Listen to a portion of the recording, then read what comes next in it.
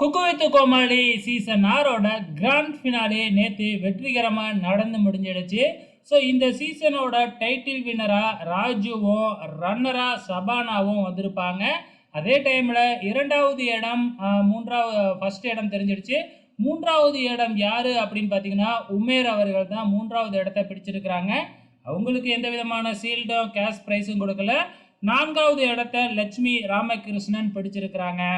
மொத்தமே 4 பேர் தான் ஃபினாலேவில் இருந்தாங்க. இந்த சீசன்ல தான் இந்த அளவுக்கு கம்மியான ஃபைனலிஸ்ட் இருக்கிறாங்க. இப்போ இவங்க எடுத்த மார்க் என்ன அப்படிங்கிறத பார்க்கலாம். கிராண்ட் ஃபினாலேவில் மொத்தம் 8 ஜட்ஜஸ் இருந்தாங்க. அதில் இந்த சீசன் ஃபுல்லாக வந்த 3 ஜட்ஜஸும் சீக்ரெட் ஜட்ஜஸ் அப்படின்னு சொல்லி ஒரு 5 பேரையும் கூட்டிகிட்டு வந்திருப்பாங்க. இதில் மார்க் எப்படி கொடுத்துருக்காங்க அப்படின்னு பார்த்தீங்கன்னா, மெயின் ஜட்ஜஸ் வந்து பார்த்தீங்கன்னா 30க்கு கொடுப்பாங்க, ஆளுக்கு 10 10. சீக்ரெட் ஜட்ஜஸ் வந்து பார்த்தீங்கன்னா 50, ஏன்னா 5 பேர் ஆளுக்கு 10 10.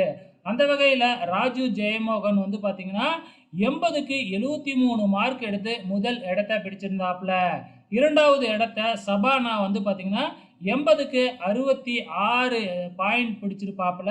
ஸோ முதலிடத்துக்கும் 2வது இடத்துக்குமே டிஃப்ரென்ஸ் நிறையாவே இருக்குது. 3வது இடம் பிடித்த உமேர் வந்து பார்த்தீங்கன்னா 60 டோட்டல் எடுத்திருப்பாங்க. 4வது இடம் பிடித்த லட்சுமி ராமகிருஷ்ணன் வந்து 56 எடுத்திருப்பாங்க.